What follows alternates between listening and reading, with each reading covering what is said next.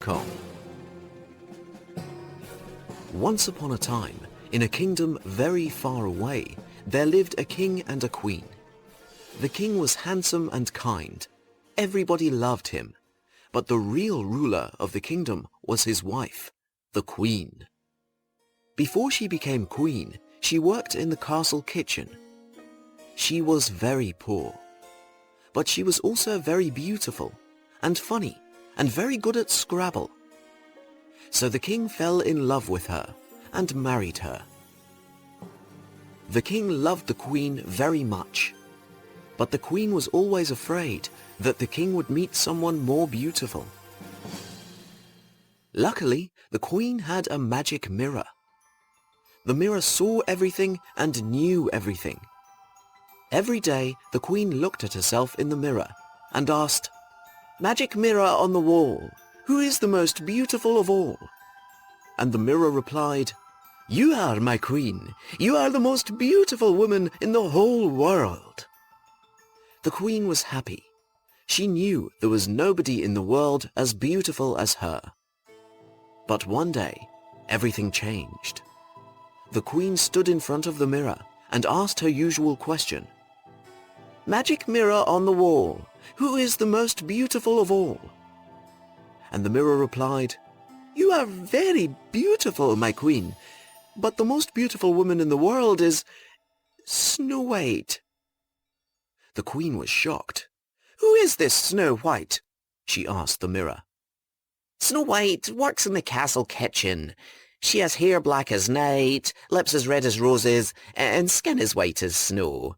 As of 8 a.m. this morning, she is a wee bitty bit more beautiful than you." "Ah!" yelled the queen. She stomped her feet. She pulled her hair. Then she sat down and sobbed. "I will lose everything." The queen was afraid, and that fear turned her heart cold and hard. She called a trusted hunter to her room. "Find the girl, Snow White," she ordered. "Take her far, far away.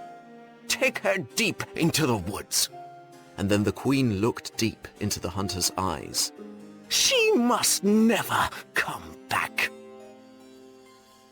The hunter found Snow White and took her into the forest. When they reached the deepest, darkest part of the forest, the hunter stopped. "Go," he whispered. "Run fast and far and don't ever go home." Snow White watched the hunter disappear. "Well, I can't go home now," she muttered. She looked around at the dark and silent forest.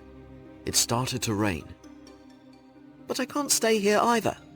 Okay, feet, let's go." Snow White ran and ran. She ran across a stream, up a hill, and down into a dark valley. She ran all morning. By midday, her pale skin and rosy cheeks were covered in mud and scratches. By early afternoon, her long black hair was full of sticks and leaves. By night, she was not beautiful anymore.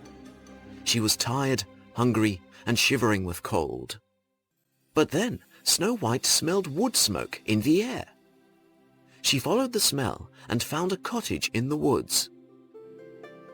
There was a warm, golden glow from the windows. She knocked on the door. "Hello?" she called out. "Is anyone home?" There was no answer. She pushed the door open and went inside. Inside the cottage were 7 tiny beds, 7 tiny chairs, and a roaring fire. A big table was covered with dirty dishes. Snow White was very hungry and thirsty. She found some bread and ate the whole loaf. She found some milk and drank the whole bottle. Then she sat in front of the fire to get warm. And just like that, she fell asleep. When she woke up, there were 7 dwarfs standing around her. Snow White rubbed her eyes. "Who are you?" she said. "This is our house," said one dwarf angrily. "Who are you?" "You'll scare her," said another. "She's a giant.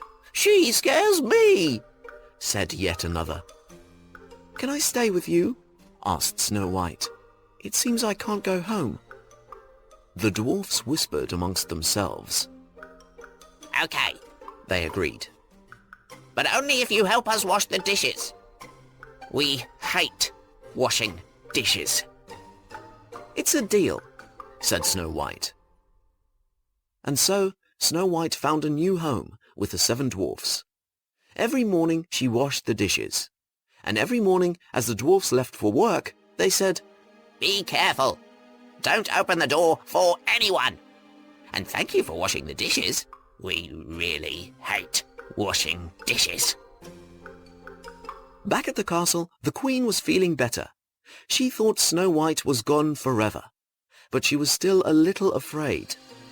"Come and play Scrabble with me, my love," shouted the king from the bottom of the stairs.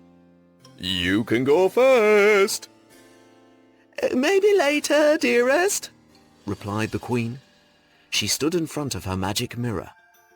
"Magic mirror on the wall, who is the most beautiful of all?" The mirror replied, "You are very beautiful, my queen, but the girl Snow White is the most beautiful woman in the world." "Snow White is alive?" shouted the queen. "She is living with the 7 dwarfs in the forest," said the mirror. "Last night she was not very beautiful, but as of 1 p.m. today, she is more beautiful than you." "Rats!" shouted the queen. She went to her closet and got her old coat and old boots. "I'll have to kill her myself." She ran out of the palace, jumped into her fastest carriage, and sped off towards the forest. Snow White was reading beside the fire when there was a knock on the door. "Knock, knock!" She peeked through the window. There was a woman holding a basket of fruit. The woman had a beautiful face, but she was wearing an old dress and old boots. "Fruit! Fresh fruit! Apples and bananas and pears and oranges!" "Oh, I want some fruit," thought Snow White. The woman saw Snow White through the window. "Hello, dear," said the woman. "Do you want some fruit? I have delicious apples today." "I love apples," said Snow White. "But I'm not supposed to open the door for anyone. Those apples might be poisoned." "Oh, how silly," said the woman. She cut an apple in half. "Here, you can taste half, and I will eat the other half. That way you know it's not poisoned." Snow White opened the door. The woman gave 1/2 of the apple to Snow White and ate the other half. When Snow White saw the woman eating the juicy apple, her mouth watered. She couldn't stop herself. She took a big bite of the apple. Almost immediately, Snow White fell to the ground.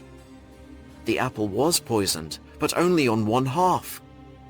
The queen sighed with relief. Quickly, she got back into her carriage and rode back to the castle. When the dwarfs arrived home, they found Snow White lying on the floor. They yelled in her ears. They tickled her feet. They poured cold water on her face. But she didn't wake up. "Is she dead?" asked one dwarf.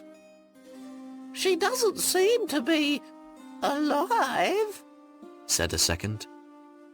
And so the dwarfs made a glass coffin for their beloved friend. They set it on a table in a beautiful part of the forest, surrounded by flowers. Snow White lay there for over a year, through spring, summer, autumn, and winter. One day, a prince from a different kingdom was walking through the forest with his dog. He saw Snow White's strange glass coffin. He brushed off the leaves and saw Snow White inside. Just then, he tripped over his dog and knocked the coffin off the table. Snow White rolled out of the coffin and onto the grass. "Oh no, oh dear, oh fear "Fiddlesticks!" the prince shouted. But then an amazing thing happened. The piece of poisoned apple that was stuck in Snow White's throat fell out, and she began to cough. The prince rushed to help her. Apples? She coughed. "I beg your pardon?" said the prince. No, more apples. That night, the queen stood in front of the magic mirror and asked her question. "Magic mirror on the wall, who is the most beautiful of all?" And to her surprise, the mirror said, "You are very beautiful, my queen, but Snow White is again the most beautiful woman in the world." What? Screamed the queen, and in her anger she picked up a shoe and threw it at the mirror.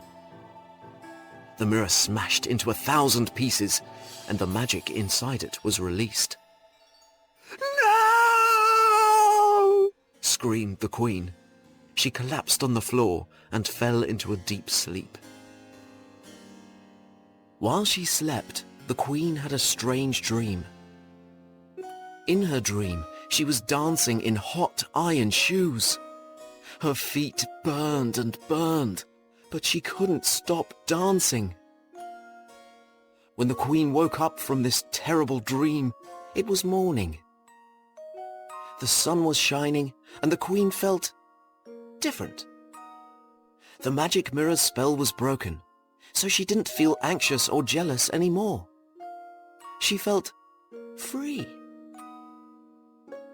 She went downstairs to find her husband. She really wanted to play Scrabble. And what happened to Snow White? The dwarfs were very happy to see Snow White alive. They invited the prince for dinner. When the prince learned